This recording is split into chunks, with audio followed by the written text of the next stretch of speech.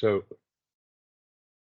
yeah, good day all. Today on our show, Captain Puneet Malhotra'S show, Rendezvous with Entrepreneur Legends, we have been starting with this new venture, which will be furthermore promulgated to the media as well. So it's a rendezvous with an entrepreneur and a legend bridging the maritime gaps. That's Dr. Deepti Mankad. Now, when we talk about her, just to talk about her little achievements, not little, it's actually many. It's a sea of thoughts what one could perceive. Her accolades includes an unending list, but I will just basically sum up in a nutshell, and thereafter we'll have Dr. Deepti on our podium. Good morning to you, Dr. Deepti. How are you, ma'am? Good morning, Captain Puneet. I'm doing very well, and thank you for having me. Thank you. It's a pleasure. It's a pleasure to have a gracious lady like you on our podium. So, ma'am, I'll just give me a few moments. Let me have your little introduction. Little means actually it speaks in leaps and bounds. Dr. Deepti Mankad's curriculum and accolades, actually, I find it will take a separate schedule to have a rendezvous with her. However, here we'll talk about all her perseverance to endeavor into the maritime industry and field with objective of training of the mariners in view to cater to the human elements and the mental health of the seafarers. That's where she has been working very aggressively and trying to, build the community in such a manner that, as we know that, we seafarers, when we sail on board, many of us get secluded. So that's where to bridge the gap to basically, bring the fulcrum into action. That's where Dr. Deepti Mankad is trying to, come in the picture and facilitating optimistically, proactively to basically, uplift the seafarers or the mariners, not only the morale, but also giving them the vision for their future perspective. So, Dr. Deepti's accolades, when we talk about, she's a professional development manager and a consultant, marine wellness and life coach. Mind Speaks, what she's been venturing into, which has become very popular, be it on the media and the LinkedIn as well. I've also been going through lots of her posts where she has been training lots of mariners, be it right from top masters to the bottom of rung, all the mariners. Her academic credentials includes doctorate in the multiple intelligence from the University of Mumbai, educational psychology, masters in education from University of Mumbai, gold medalist, a dissertation on the learning disabilities, which is certainly commendable. A master in the business management, definitely from Narsi Mohanji College, Mumbai, and bachelor's in the education of Mumbai, distinction with ranking third in all over Maharashtra. Well, that needs an applause, Dr. Deepti, ma'am.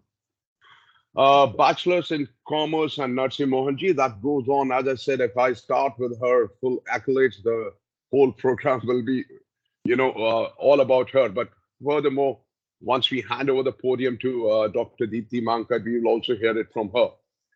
And she's been also a member of the working group from the Center of Ocean Policy and Economics, that is COPE, working on psychological safety and such in the maritime sector since 2022. She's also been on board the platform of Marex Connect, which is actually entrepreneur by a legend, comrade of mine, Dr. Captain, who is also Master Mariner. That is Marex Connect as an expert for Marex Media Limited since 2022. And she had been appointed in the doctoral committee, DC, by IMU Chennai for the research work in 2022. Appointed as a regional India coordinator for Wellness at Sea program by Sailors Society, that was in 2017. So, Dr. Deepti, ma'am, it certainly has been an honor for us to host you here. Thank I you would so like to I would like to hear it from you, ma'am, from your view and your perspective, and What presently are you, the assignment or the project you have in your hand at present? So currently, actually, this project which was very close to me, and like I always say, I'm a patriota, so I love to be in my country and do something different. So what came to my notice was that we didn't have any data as far as seafarers are concerned, Indian seafarers are concerned, with respect to mental health. So the reason for me to take up that survey, which was the Mental Health Awareness Survey, 2022-23, and it was endorsed by the former DG, Mr. Amitabh Kumar, and I think he has been very supportive, and he really understood where it was heading to, and the the companies and the institutes were also very supportive in providing data. So that report is going to be out this month. And unfortunately, when you see the data, when you will see the project, you will come to know that the mental health awareness level among seafarers is very, very poor. So the whole Hello, Dr. Deepti, are you there? institute, Uh, yes, yes, ma'am. There was a little yeah. breakdown. That's okay. Please go ahead. Yes, go ahead, So ma'am. the purpose of collecting data from shore staff, from pre-sea cadets, as well as sailing staff, was to understand what is the gap. The next project which I'm looking forward to is, of course, once the report, I would like to submit it to DG and also to all the principals of the pre-C to make psychology and mental health awareness program mandatory for pre-C cadets, and it should be a part of the curriculum. So that is one project which I'm working on currently. And of course, I'm also working with Sailor Society, and we are this year we have started with a round of conferences. We had just one on the 7th of August, which was free for all the cadets in India, and more than 2,000 cadets participated in it. So the next is now the Philippines, and we are looking into South Asia Conference, which is due on 23rd of September. And then after that, South Africa. So these are the current things which is keeping me busy as of now. It's like, the alumni presence of your achievements are definitely very much being viewed by the, global community as far as the mariner, maritime fraternity and other walks of life are concerned. The first question which occurs to my mind, ma'am, you being a psychologist and have such a highest qualification and esteem of your own fraternity and as well as maritime fraternity. What actually motivated you to do something good or say as far as upliftment of the mariners are concerned? What actually was your zeal, zest, and quest, ma'am? So to share with you, I also belong to a seafarers family, and we Yes, have a ma'am. lot of people in my family who are a part of the marine fraternity. So my father sailed for over 40 years. He's retired now, but he's still teaching, and he's still very passionate about seafaring. And my uncles and my cousins, they're also still a part of this fraternity.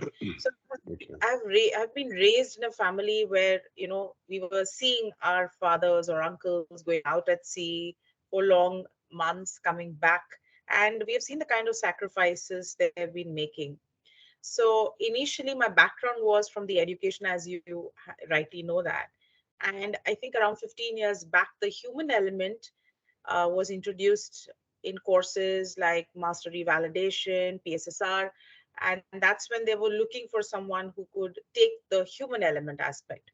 So it happened by chance. And when I started taking batches, when I was invited by certain institutes, I actually started understanding more in depth, and I could correlate it with my background, my environment in which I was brought up. So, more than that, I think an incident had happened which really shook me, where I came to know about a young cadet committing suicide. And that was something which really hit me hard, that a young boy, a handsome looking boy, going out at sea to pursue a career, and he lands up committing suicide. And that's when I thought that, is there something more to it, or what is it that led him to do that? And that's when Sailor Society Wellness Program came in, and they had come to India to choose trainers. And I had applied for it. Fortunately, I got selected. I underwent training with them, and that's when I got a very broader perspective, a global perspective towards seafarers.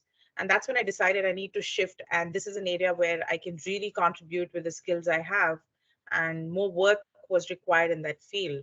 And that's the reason I ventured into this line of work.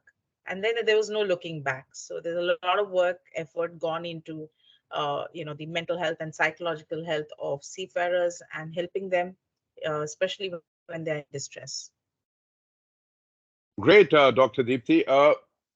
Certainly, I can understand how you persevered and were beginning at the beginning of your agenda, what all sort of spade work you must have done. The other question which occurs to my mind that you know, of course, since you have definitely interacted with thousands of the seafarers so far. What challenges or difficulties did you find when you were interacting with them? Because, for example, if I'm on leave, of course, I've also hung my boots some time back.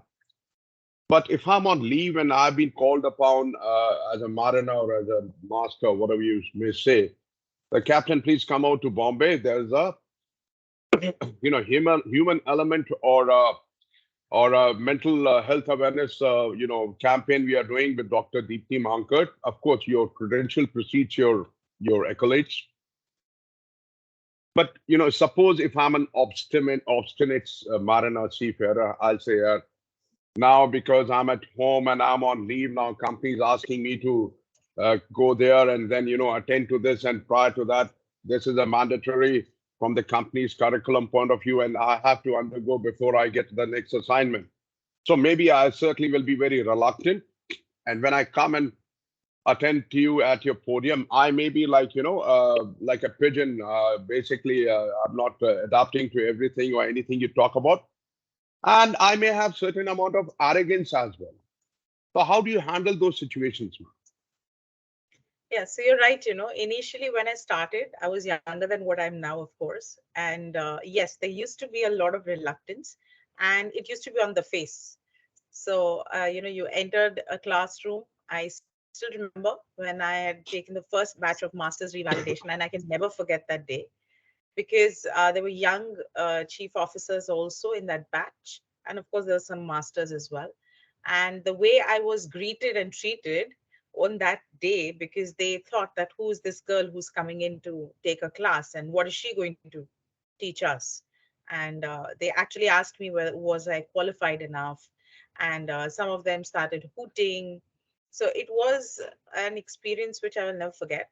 But like you said, right, if you're sure of what you want to teach and if you are confident that it is going to change at least a few of them, the way they respond to it and the way they think about it, it makes a lot of difference. So, yes, on that day, of course, I was a bit nervous, I will not lie. And I was wondering, are seafarers like this? Because I have not come across seafarers who are so arrogant. Fortunately, I've come across good ones. So, obviously, that was something which I was totally taken aback by when few of them, the way they responded. But the best part was, Captain Puneet, over the years, what I've learned is that when you start taking a subject which the person is not aware of, like psychology is a beautiful subject, and human element has an underlying current of psychology in every topic that you do. And to make it more interactive, to involve them through exercises, through taking up their self assessment tests on their own skills, made it much easier for me to break that barrier. So today, fortunately, when I'm taking a batch and when people know, okay, she's going to take a psychological first aid, they're actually looking forward for it now. So now the tables have turned. Yes, you do come across some of them who tend to still feel that, ma'am, you don't know. Life out at sea is very different. Just doing a course like this, it doesn't solve the problem. And I always tell them that, yes, I agree. It will not solve the problem. It will just allow you to handle it in a better manner. So there's learning in everything which you go through. And if you apply it in your life, and not only in professionally, it helps you personally as well. I certainly would like to reiterate and definitely commend you for the litmus test, what you had undergone during your first session. Definitely, I can understand what situation you must have been there when you were in a different domain altogether and all alone by yourself. And you had to basically, excuse me, during your session, not only try to make them reach you, but also try to suffice them with their queries. Would you like to quote any particular thing which may be of some, kind of significance for you? How did you manage to overcome this barrier? Yeah, so like I said, when I started taking it and when you share case studies with them specifically, I remember that one of the master had quoted an incident in class and he had asked me that how do we approach this situation? And I remember that took us nearly 20 minutes of discussion. But after that, when we explained and when we Dr. Deepti, I think you have. Dr. Deepti, I think your signal is getting little wobbled. Can you hear me, ma'am? hear Hello, you, Dr. Deepti. yes, yeah, I I can can hear hear you, but you. can you check your signal, please? Because Yeah, there is I'm certain just disruption mine in is between. Yes, please. Go ahead, ma'am. Continue. yeah. Mine is showing complete actually. It's full signal here Hmm. where I'm sitting. Yeah. All Okay, right. no So, problem. yes. So they basically threw at me certain cases and all of that. And when we started discussing how they can handle it, they realized that, okay, there is sense in what she's talking. And I think that is what changed the way they started perceiving me. And we had a lot of meaningful discussions during these classes. So I think that's what actually brought them. And after that, actually, two from those batch, I still remember came to me for counseling for their personal problems. And I think that's when this thing started moving. And by word of mouth, it spread. And I, till date, I think I must have counseled so many seafarers. So I think they do understand that it is important and it is definitely for their welfare. I concur with you. I couldn't agree more than this, ma'am, because I'll share with you a little bit that when I did my MBA way back in 90s in London, the first mantra was taught to me was how to manage your manager. Manager could be anyone, and the best part of communication is when you bring your brain wavelengths at par. That's what I worked, and then of course, being a seafarer, that's I had also been a bona fide seafarer, but I always tried my level best as a human to not to basically think of me as an encyclopedia, put a barrier in front of me, which did help because I also not only worked as a marketing manager for quite a few MNCs. I also played few roles in the media and the serials and all that, basically to get an exposure, you know, and that opens up your mind, your broadens up your perspective. So definitely, it certainly must have been a very challenging aspect for you as far as your view this venture which is concerned. Now you have been relentlessly, trying to conduct the workshops, seminars, and maybe webinars. What I've seen. What actually have you achieved, and what has been your guiding force for which actually has kept you going all the time? So, like I said, it's very important that we empower seafarers in order to how they can handle themselves on board, and in case they go through, a troubled time themselves or somebody else. So, designing psychological first aid was one of the very important turning point, I think, 2 years back for me. And this was just when the COVID had hit and everybody didn't know what was going on. That was a tough time for us all. And I realized at that point of time that how much help even a listening ear can do to a person who's stuck on board for, say, 13 months or 14 months. So that's when these, continuously the webinar started because of COVID, because otherwise all my workshops were face to face. And every webinar which we had, and which we were conducting, the way they discussed about what they're feeling, what they're going through, you know, what is the anxiety level they're having, why are they worried? So much so that I think that one-to-one human touch was the biggest motivator for me. And when I used to get a call saying that, ma'am, we are feeling better and thank you. And I think that kept on, kind of pushing me further to do more and more such workshops for seafarers. So definitely that is one thing. And I personally believe it's important to teach them how to cope up. Everyone has stresses and it's not going to go. Every person today who's in today's time has certain stresses in life which they're dealing with on day-to-day basis. So if they learn how to cope with it, then they're able to handle that situation better. And that was the main objective, that yes, you are stressed, you are in a difficult time, you will be in a difficult time, learn how to cope with it.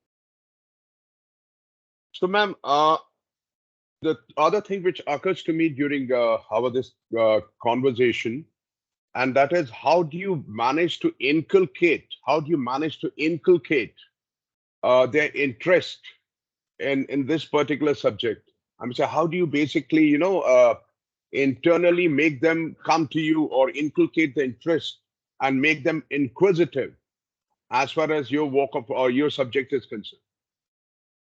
So the minute we start with the workshop, or we start always with a discussion where they share their experiences. So I throw certain questions at them, and then they start answering, and then the discussion goes on. So each one participates in a discussion, and that's how we actually start off with the workshop.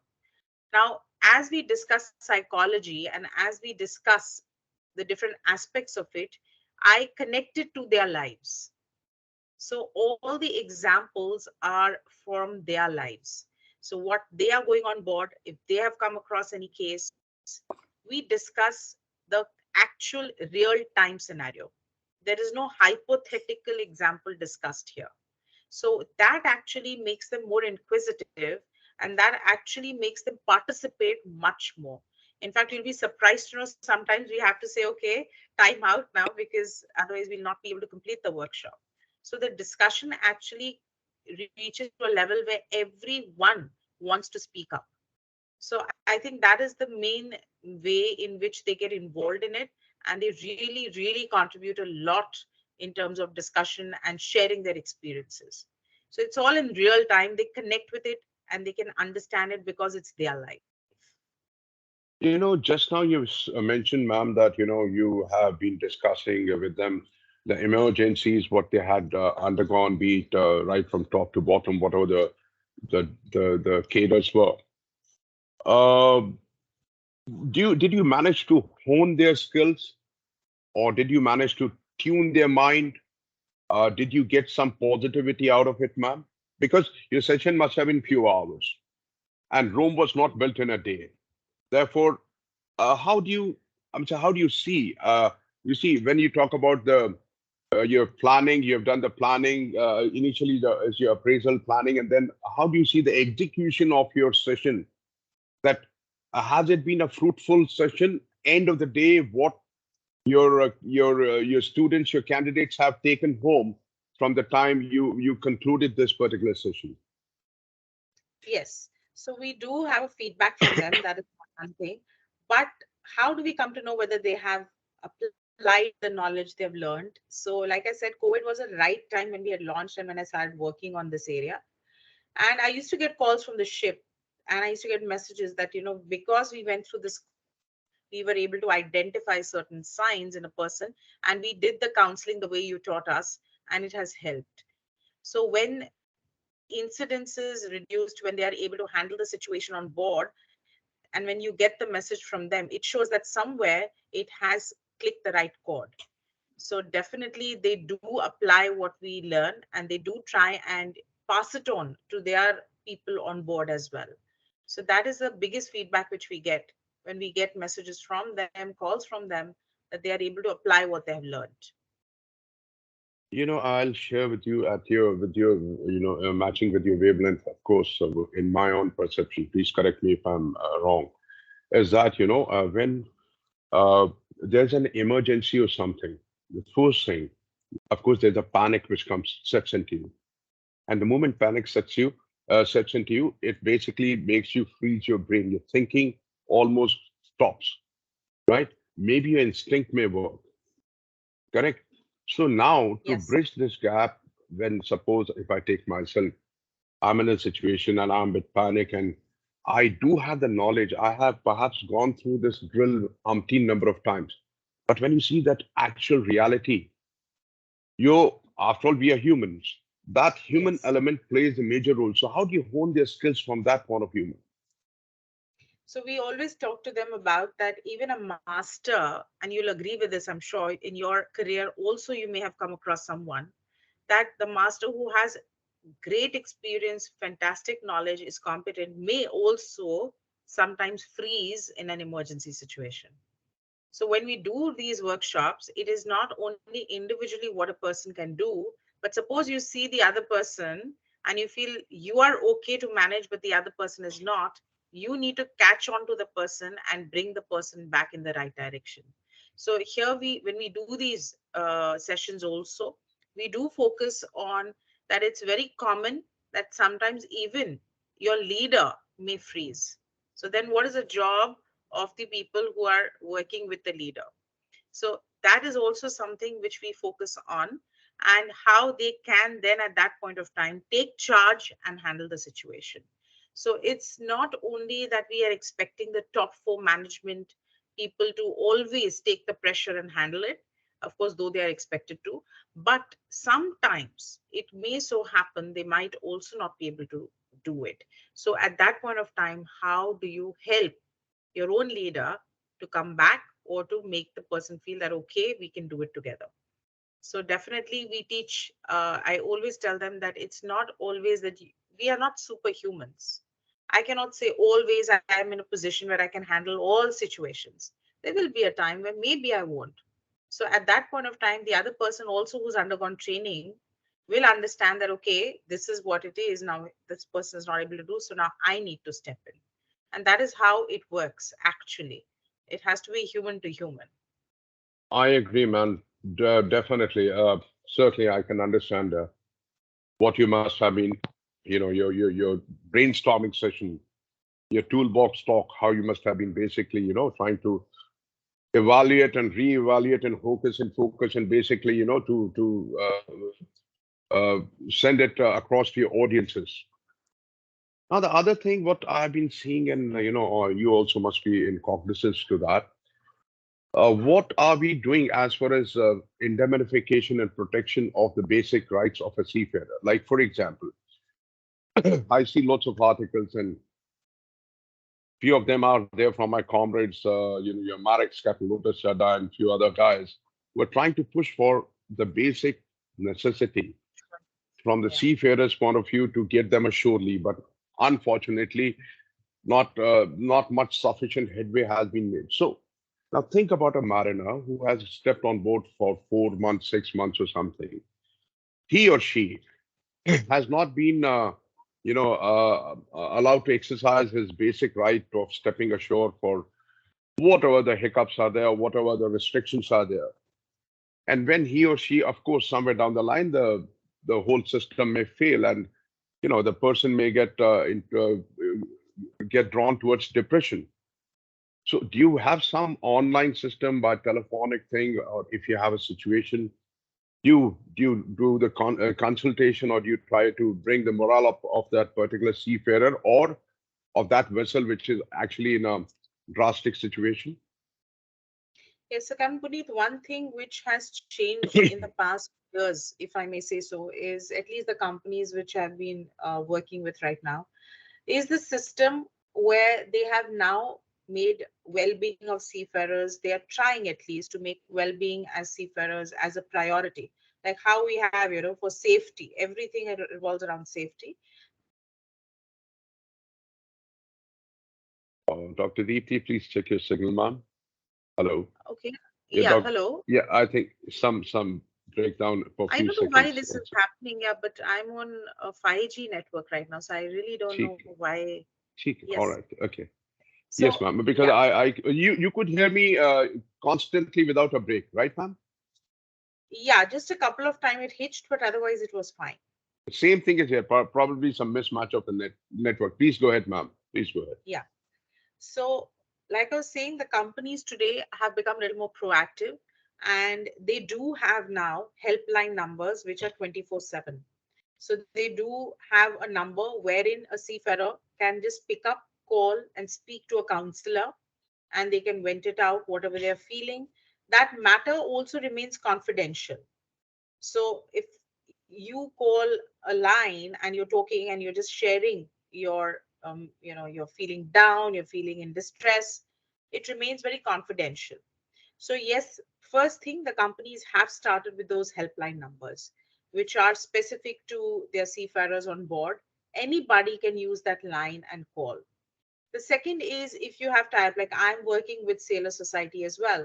So they have chaplains who go to port visits, and these chaplains, if the company tells, okay, our ship is on this port, could one of your chaplain please visit our crew and seafarers? So they actually go on board, they spend time with them, they talk with them, they carry some goodies also, and they spend the time. And chaplains are also very good counselors, let me tell you. They're beautiful people, and they're doing fantastic work as well. So you do have services of chaplain, and some companies have their in-house psychologist as well.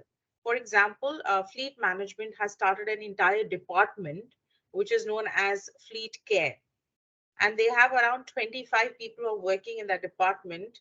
So any query comes from board or anything, anyone is not feeling okay, is feeling upset, is depressed, and they have their appointed in-house psychologist specifically for their company. So they do call and they do check on their seafarers, and they try and help out as much as possible. So these initiatives have started now. And if you see, most of the top companies do have their helpline numbers. So either they are in collaboration with some NGO like Sailor Society or ISWAN, but they are connected and they do, kind of take care of that as well. That reminds me, when I was sailing in Chevron, it's an oil major, or Mobil. This was 35 years ago when, I was there with them. They had already, a call toll-free satellite number for the human resources. So in case any seafarer, mariner, because we should sail in a multinational culture. So this was already, that was already there in the industry, but to get it surfaced out and get it promulgated, this practice definitely took few decades. But I'm happy that, this certainly is happening, and people holding your kind of decorum are trying to facilitate and trying to help them to pursue further. Definitely, certainly, it's definitely is commendable. So now coming to your mantra, ma'am, that the key elements of your understanding with respect to your main motto, that is strive for perfection and settle for excellence. Now, how do you persevere with this, with your mantra, what you have been going through, or what has kept you going all the time, and with your full steam, and you have managed to conquer quite a few heights. Yes, so I always feel, as humans, we can never be perfect. But what we can do is some good work, which has to be meaningful work. So there are people who do put in efforts and they're working around, but at the end of it, if it is not going to be a change maker, then it is of no use.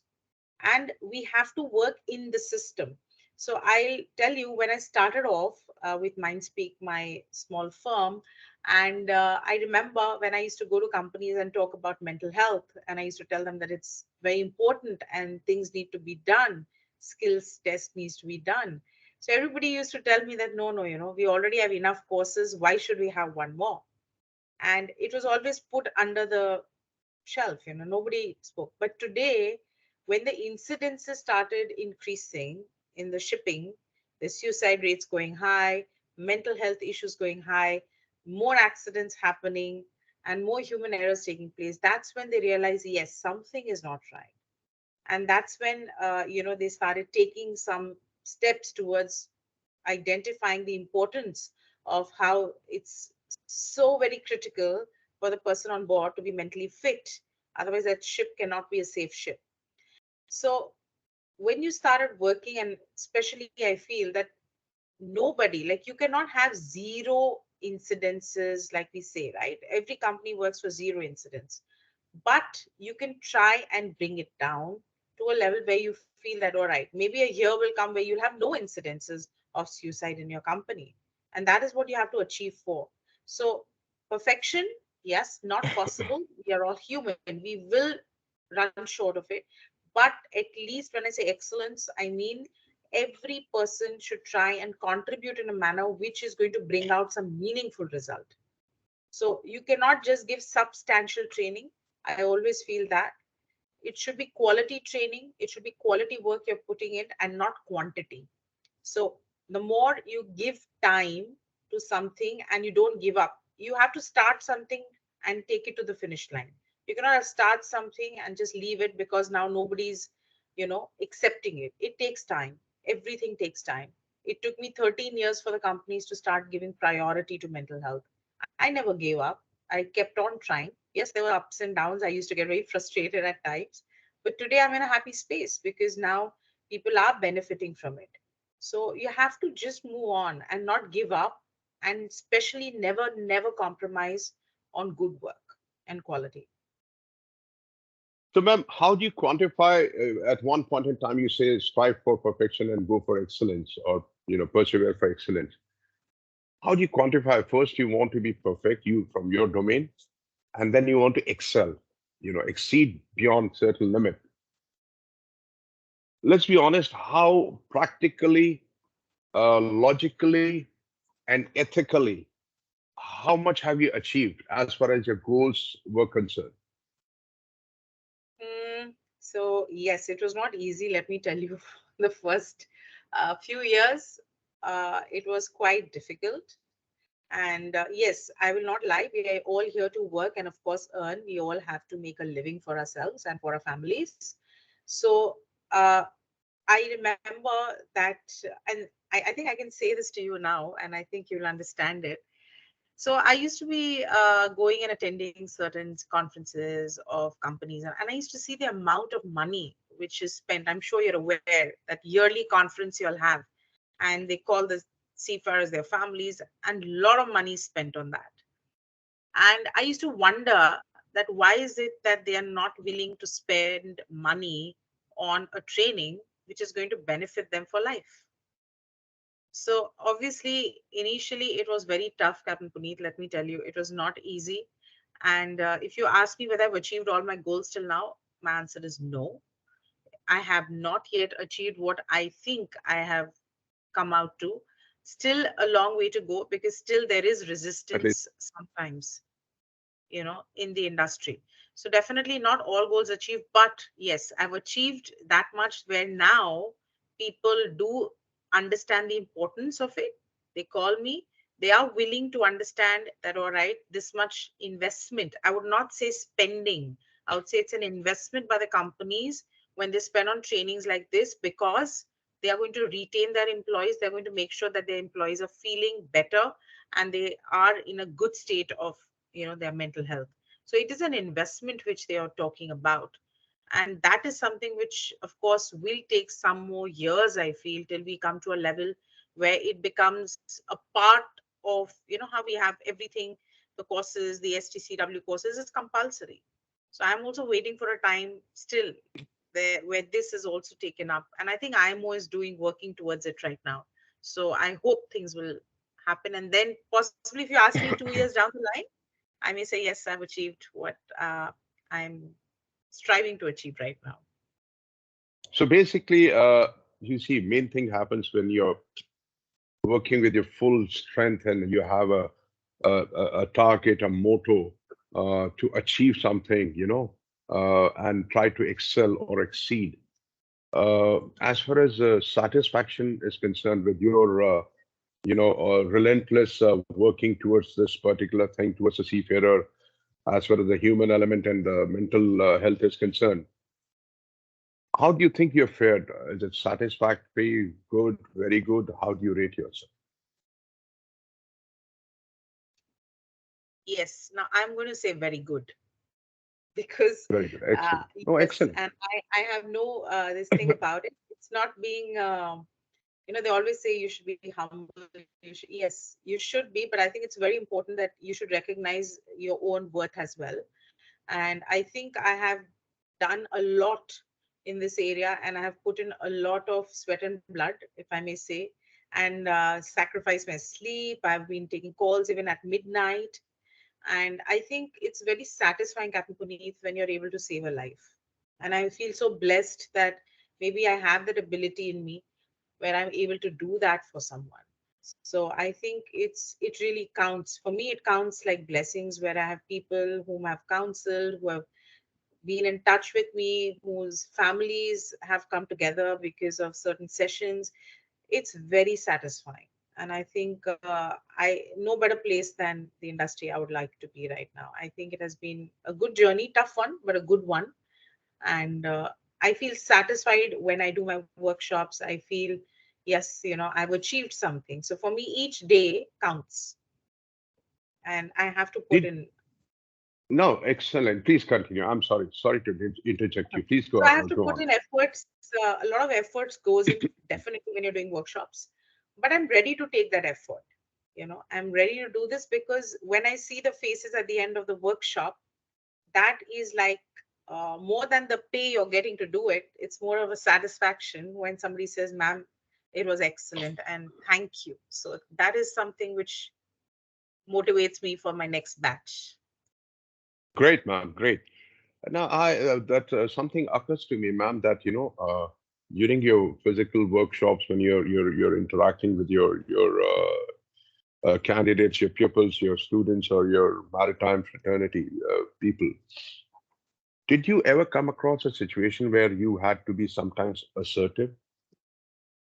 Oh, yes, of course. Yes, when sometimes, we do have, see, it's a mixed lot. So we do have sometimes some seniors who are, who tell us or who tell me that, why is this course for me? Or why do I have to do this? And, how is it going to make a difference? And it's just a course. And then I have to try and, have a discussion with them as to why it will help them.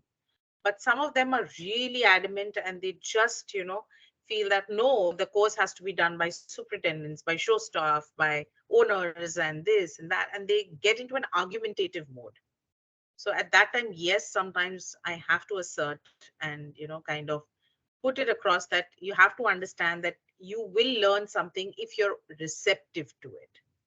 But if you've made up your mind that you're going to get no takeaways from the course, you are really not going to get it. So yes, sometimes it has, not many times, but sometimes yes. I'll give you a real-time example. Okay. Uh, okay. People say I'm a senior master. Okay, I've got 2.5 decades of command under my belt. So let's say uh, myself. I'll not name anyone. I say, let's say I'm at your podium, and I've been very authoritative on board. Yeah, because of my credentials or whatever it is, and I'm always used to, giving the orders or delegating the task and basically leader what I may perceive in my own sense, but actually I may not be, right? So when you encounter a personality, persona like me, who actually, to be honest, to be very straightforward, being an obstinate, and I come at your podium, at your platform, and of course, my first question would be, Dr. Deepti ma'am, why should I have to attend this course when I have faced the worst of the worst situation, and I've been at times in a very precarious situations where everything I had to do. Basically, it was never we. I'm just trying to give you an example about this particular character. So obviously, you will be assertive that okay, no, Captain, this you may first try to be humble, polite, and explain me, but no, I'm like person with a one-track mind. And then you may raise your level, you try to be assertive, but because I am what I am, because I've been a senior master and I'm very authoritative and all that, I may construe this as an arrogance. Because one thing we must not forget, there's a very thin hairline between being assertive and being arrogant. So how do you control those situations, man? So it's like I said, you're absolutely right. There's a very thin line. So when I come across people like them, I make sure that, of course, I don't sound arrogant. But I think in communication, and this is what we teach even when we talk about communication, that what you say, the tone has to be correct.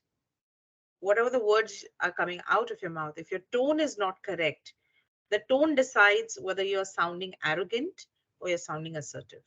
So the tone is extremely important, and choosing the right words to communicate. So you always have to first see whom are you actually talking to. So if I'm talking to a cadet, my tone will be different. My language, my words, choice of words will be different. When I'm talking to a master or a captain, my tone will be very different. And of course, the words which I'm going to be using while communicating, I'm going to be very careful. So, nowhere it has to be sounding arrogant. You have to talk with respect, but at the same time, try and put your point. So, I feel in so many years, because I've worked with so many stalwarts of the industry as well, and I think I've learned it from them, that how can you put your point across, being respectful and making the person receptive. The main issue here is to break that barrier, that that ice barrier which is there, where the person is not ready to receive any new thing which is coming up. So my first task is to make the person receptive. Once the person is receptive, that means the person is ready to listen, and when he's ready to listen, he will start finding meaning in what I'm saying. So that is how I actually go about it, though it takes some time, but it happens. Okay, please allow me to ask you and fill me in, and that is, do you agree with that notion? Actions speak louder than words. Actions speak, not always, but yes, sometimes. So I'm being inquisitive, ma'am, because you are a pioneer. I of course I'm trying to learn loads of things from you. But would it be more appropriate that, if I have got an obstinate master like me, and you have another 10, 15 odd attendees, instead of focusing on him or me on that particular character, of course, you have explained him the quorum of the whole curriculum and everything, and then you find that nothing is happening. Why don't we try to turn the thing other way around, that totally have 15 attendees and 14 are very receptive. And if I were you, I try to, you know, focus on them. It's not that it doesn't mean that I'm ignoring the 15th person. Don't you think that things will fall into the streamline? Because now it's a question of a stick and a bundle. Yes. So what I do is, when you talk about the stick and the bundle, I try to put the stick with the bundle. So what I do generally is, if I do come across someone like this, and when I realize, okay, the person is taking time to be receptive, I start including him in the activities, making him the leader in that bunch. And then you see the magic happens, because then the other people start giving ideas to him. They talk, and then he starts understanding that, okay, it has a different perspective, it can be done differently as well. So then you make him. Yes, ma'am. I think I lost you for some few seconds. Hello, Dr. Deepti. So Yes, Dr. Deep. Yes, I yes, lost you for a few seconds. Please repeat your okay, last, please. yeah. So what I do is, I try, like I said, you said it's a stick and a bundle, so I try to make that stick a part of the bundle. So, I don't know whether you know this, but in our school times, the most naughty person in the class, the teacher used to make him the monitor. So when you get the responsibility to manage that particular class, you automatically learn different things. So here as well, if I do have a person like this, I make that person responsible, because like I said, my workshops are not only lectures. There are activities, there are assessments, there are other things which they have to do as a team. And so when he becomes a part of it, and they start doing a role play, say for example, then he starts becoming more at ease. And you'll be surprised, there are times when after the workshop is over, that same person comes and tell me that I was not trying to be disrespectful to you, ma'am, I just had a different thinking about it. But I'm sorry if it has offended you, so that itself shows the person has, I'm not saying gained 100%, but now is at least a little bit more on the lower side and has tried to be with the team to understand the different perspective. So it's very important to include that person and try him see what the other people also think and feel. And I think that works, that always works. Do you also take an angle into account that you've made the naughtiest boy the monitor in your from your point of view, but this person may be naughty and matching his cadre. There's another guy who may be naughtier, but they may have a tussle and the system may fall apart. Have you ever taken the cognizance of it by any chance? Yes. So when we make teams also, during the session, or when we, the first 15 minutes of the discussion we have and the questions I ask, it gives me an idea to analyze what kind of participants I have. So keeping that in mind, we segregate them accordingly.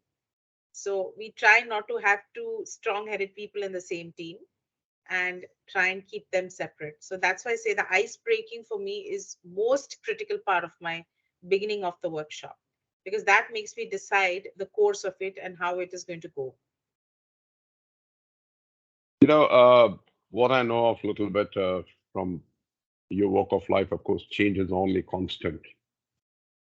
Now, when you have these kind of situations, of course, you must be having very tough time, and I understand that, coming, of course, your background, your father, your brother, your other relatives are seafarers, so you already have the perception. Have you ever sailed with your father anytime? Yes, yes, I have. Couple of times, yes. Okay, okay. Myself also in same case. My wife has got a sea time. I'm talking about the sea time, 10 years. My son has a Oh, sea time of 4 years. 4 years sea time. I'm talking about net, what we have gross in it. And my daughter has got almost 1.5 years. So basically what happens that, it definitely helps. I don't know how many absolutely. companies still do allow it or not. I suggest, in my own humble opinion, first thing you see when we go out at sea is definitely we look for bread and butter. And of course, we go for our families. Like I'll take you to down the era when I actually joined. I started with the volumes thereafter with Mobil and Chevron. They had a kind of a thing that every and any officer, certified officer, be it a third officer to master or fourth engineer to the chief engineer, can sail with his wife where the company was contributing towards the expenses, right? So Yes. what used to happen? What used to happen? Like, I've spent almost approximately 18 years with the oil majors. What used to happen? We used to become a family all together. And there used to be a very big cohesive kind of interactive thing and understanding. And that Yes. culture, and thereafter they used to conduct the seminars. And you and the fleet used to be hardly 40 some odd ships. So basically, somewhere down the line, once you've sailed on different classes of vessels, you know or you're well acquainted with the other person. So when you are meeting or when you're coming on board, you automatically have a very good understanding. And I really liked and appreciated that culture. So is there somewhere down the line, are you going to facilitate the cause? You see, one thing, the challenge which is going, which our comrades are trying to, flag it out as the shore leave thing. But how about Yes. you think you are in a situation to convince the companies which are there on your platform to, in order to contribute towards the well-being of the seafarer, should they not start encouraging, promoting, liberalizing, and be more flexible towards the family culture on board? Yes, I think It certainly may help, ma'am. absolutely, absolutely. I totally reckon with what you're saying, because even earlier, like when we have sailed with my father and my brother has sailed, my mom has sailed for so many, like when they got married and she was with him all the time on the ship. And it really was a great culture. They bonded so well. We had happy seafarers, if I may say it. They were happy.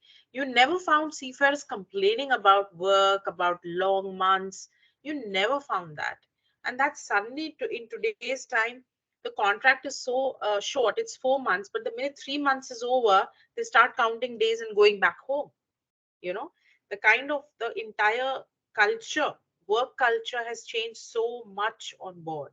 So I definitely feel they must allow, the at least I think it is the top four ranks which are allowed to take their spouse on board. But I think yes, they must allow that to happen. I think it'll bring about a good balance, and they will be happy. They'll not be worried that they have to go back or they want to go back so soon.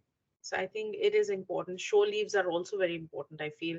I know the cause is not going down very well right now, but I think it is important because even one day when you get to go to the land and see a new place and come back, you're totally energized. It gives you a good relief, and it's like a stress buster as well. So definitely I Ma'am, think it must happen. yes, ma'am. Ma'am, in my humble opinion, what I think, please, is my personal opinion. If we allow this facility or this kind of opportunity for senior officers, top four, it certainly brings certain amount of disparity amongst the officers. And that's where I really like this culture of oil major that they allowed everybody a certified officer. Fourth engineer to the chief engineer, third mate to the master. So what happens somewhere down the line? You know how the human psychology works. Who would know better than you? But I know little gist of it. That suppose I know there's a third mate of mine who's maybe not up to the mark. Okay, it's very easy for me to send him home, right? But very difficult for me to bring him up to a platform where I want him to deliver up to my or the industrial practices expectations. I'm just trying to, bring it logically. This I'm trying to share with you from a human perspective. Now, let's say the master's wife and the third mate wives, they are pretty pally. Yeah. Whereas master, because of the master, the third mate is intention. Do you see any link where the bridging of gap may perhaps help? Yeah, I think true. I think then the third officer, if their wives are close, they may share that, and maybe she can share it with the master that you need to change your approach, maybe, and this is how he's feeling. So, Captain Puneet, tell me something. Is it even today the oil majors allow, or it's no more allowed even in the oil major companies taking No, families? you see, I'll tell you, I started my sea career in '79. I was a volume cadet. Then I did one contract with volumes, and after that, I was lucky enough to be with Mobil, and I was there with Mobil for 12, 13 years. That time, Mobil existed, Chevron existed. Chevron is still there, but Mobil Exxon merged after Exxon Valdez mishap. But today, I don't think many oil majors they would like to have their shipping company because there's too big a risk. But those days there were BP, Mobil, Chevron, Exxon. They were there. They have big shipping companies, but now they are, curtailed to. I do not recall a substantial oil major shipping company because the risk factors are very high because of environmental protection policy. So they have invested more on the offshore side, and of course, Yeah. being an oil major. But yes, I think for that, maybe if you could convince them, perhaps a few companies do take this initiative. Trust me, with my little experience from the human psychology point of view, because I had always been, when I was with home for 16 years, I was amongst one of the very few masters who was asked to I used to have 11, 12 nationalities under my command in a crew of about 25 to 30 odd people. And it did take me a certain amount of nitty-gritties or the obstacles or hurdles to come up, but then it was all smooth because main thing is the culture, how you go about it. And from that perspective, if I talk about it, in my humble opinion, perhaps this tool may help as far as the mental health of a seafarer is concerned. This is what I understand because No, sure. Yeah. Yeah. I'm I I'm think not a legend like you from no, I'm not a legend. HR or No, no, still from not. I'm still not that psychology. old. No, no, no, no. I'm not a No, no, legend. Just legend in your field, ma'am. I'm saying legend in your yeah, field for the work what you have done. It's not the age. Age are just the numbers, ma'am. yeah, It's the yeah. experience. You see, you can't. I'm a 60-year-old guy. I may not be very mature. I may be very amateur or premature, whatever it is. But you are whatever you are. You may be quite mentally mature. So age is just a number, if I understand it correctly, ma'am. True, true, true. That's there. That's there. Fine, ma'am. It has been quite exhaustive interview, and I really appreciate it. And I've taken this all that data, whatever you have shared with me, your precious knowledge and your practical experiences and all that. Would you like to, before we conclude this particular session, would you have something to say for the mariners, something from your expertise you would like to share on this podium? So I think I always tell this to the young cadets. In fact, we had a conference 2 days back that seafaring is a tough job, but it is a very, very nice profession, very rewarding profession. So difficulties are there. Yes, commercial pressures have increased, everything said and done. But if you've chosen this profession out of your passion, then I think you should go through and through. And today, all the mariners are fortunate, I feel, that they have access to resources who can help them when they are mentally weak or when they're in a psychological distress situation. So there are a lot of resources available today for them which they can access to, and they should never feel hesitant in accessing those resources and services, because ultimately, if you are fine, you are feeling good, you are mentally healthy, you will be a happy person, and people around you will also feel the same.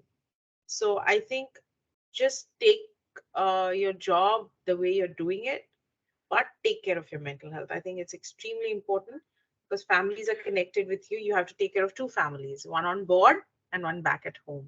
So I think that's what I would like to say in the end. And of course, Captain Puneet, it's so wonderful chatting with you. Ma'am, I think I've lost you. Hello, Dr. Deepti. Hello, hello, hello. Yes, Dr. Deepti, I have lost your connection, ma'am, seems like. I can Hello. hear you. Hello. Okay, I'm sorry, Yeah. I've lost your video for a short while. I'm sorry. Could you repeat your last, ma'am? Yeah, so I just said that the mariners, I think they have access to resources, and I think they need to make use of it whenever it's important. And most important, be happy at your workspace. So if you do ever feel, even one, we are all human, that you are not feeling well, you want to talk to someone, please use those helpline numbers, use resources, and at the end, there is a solution for everything.